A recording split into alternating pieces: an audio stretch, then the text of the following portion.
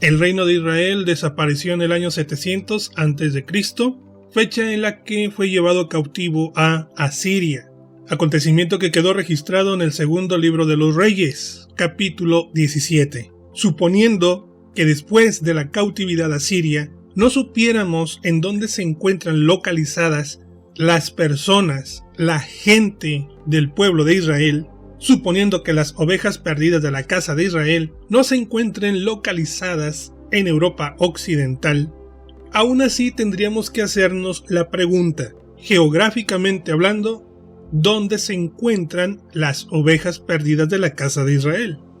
Es decir, los israelitas viajan desde Samaria, viajan por Medio Oriente y llegan a Asiria, y hasta ahí les seguimos el rastro. Posteriormente, en el reino del sur, en la casa de Judá, durante el tiempo de la deportación a Babilonia, en el año 580 a.C., la monarquía de Israel desaparece sobre los judíos. A partir de entonces, no hay reyes de la familia de David que gobiernen a los judíos. Con el derrocamiento del último rey de Judá, Sedequías, desaparece la monarquía de Israel sobre los judíos. Pero entonces tendríamos que habernos hecho dos sencillas preguntas. ¿Acaso Dios dejó a Israel sin un rey que los gobernara? Seguido de la siguiente pregunta: ¿Dios dejó de cumplir el pacto davídico? Y es así que tenemos dos temas bíblicos, dos acontecimientos históricos registrados en la Biblia, los cuales la teología sistemática no ha podido darles una respuesta bíblica a cada uno de ellos. Para algunos cristianos, estos temas tienen poca importancia, están en la Escritura, están en la palabra de Dios, pero para algunos grupos cristianos, esta parte de la palabra de Dios no importa absolutamente nada. Si Dios permaneciera callado, el mundo aún seguiría en tinieblas, ya que el ministerio, el trabajo del profeta Jeremías da respuesta a estos dos temas. ¿Dónde están las ovejas perdidas de la casa de Israel? Así como, ¿por qué no hay rey actualmente en Jerusalén? ¿Y dónde se encuentra la corona de David actualmente? La palabra de Dios habló por medio del profeta Ezequiel en el capítulo 17 de los versículos 22 al 24, mientras que el profeta Jeremías puso en marcha, en práctica, la obra que Dios había profetizado por medio del profeta Ezequiel. El profeta Ezequiel profetizó y el profeta Jeremías lo realizó. Ezequiel capítulo 17 versículo 22 dice: Así ha dicho Jehová el Señor: Tomaré yo del cogollo de aquel alto cedro y lo plantaré, del principal de sus renuevos cortaré un tallo y lo plantaré sobre el monte alto y sublime. ¿Cuál fue el significado de esta profecía? El profeta Jeremías tomó a una de las hijas del rey Sedequías, descendientes del rey David. El delicado tallo de este cedro fue una de las hijas del rey Sedequías, y a través de esta doncella, Dios preservaría la sangre de David en el trono de Israel, pero ya no entre los judíos, sino en el monte alto y sublime. Dios no iba a poner fin a la monarquía de Israel, puso fin a la monarquía de Israel sobre los judíos, pero la monarquía continuaría a través de esta doncella.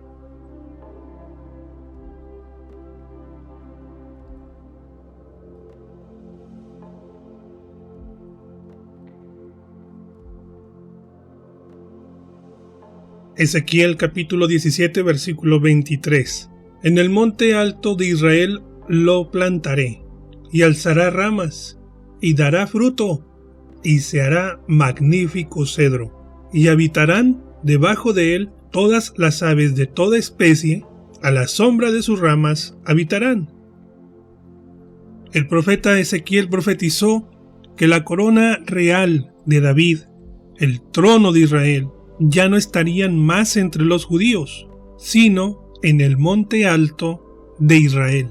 Esta es la respuesta bíblica del por qué no hay rey en Jerusalén, porque la monarquía de Israel está en Israel, no entre los judíos. Les recuerdo que para la Biblia, judíos e israelitas son dos reinos distintos, dos naciones independientes una de otra. Israelitas son los pertenecientes al reino del norte, a la casa de Israel, mientras que judíos son los pertenecientes a la casa de Judá, el reino del sur.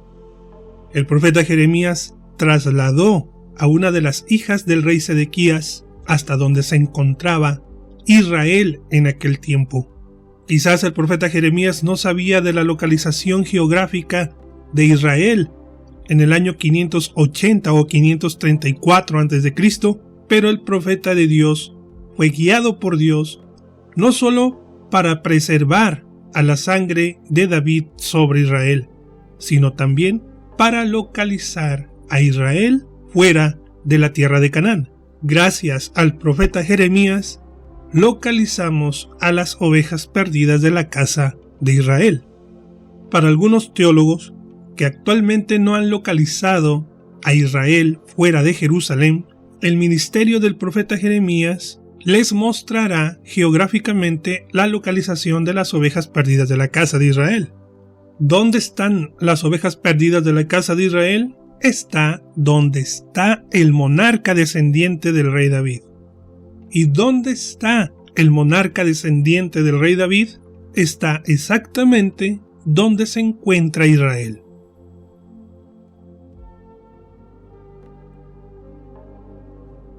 Ezequiel capítulo 17 versículo 24: y sabrán todos los árboles del campo que yo, Jehová, abatí el árbol sublime, levanté el árbol bajo, hice secar el árbol verde, e hice reverdecer el árbol seco. Yo, Jehová, lo he dicho y lo haré, e históricamente así sucedió. El Eterno humilló a los judíos para levantar a los israelitas.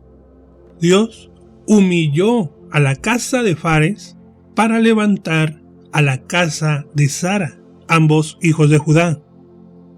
Dios humilló al rey Sedequías, descendiente de David, para levantar al descendiente de Sara, el primer rey de Irlanda. Porque esta es la soberana voluntad del Eterno, porque Él derriba reyes y Él establece a los reyes que han de gobernar sobre su nación.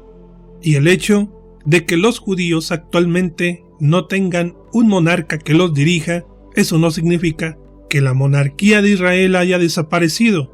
La monarquía de Israel está establecida y afirmada desde el año 534 aproximadamente antes de Cristo en Israel.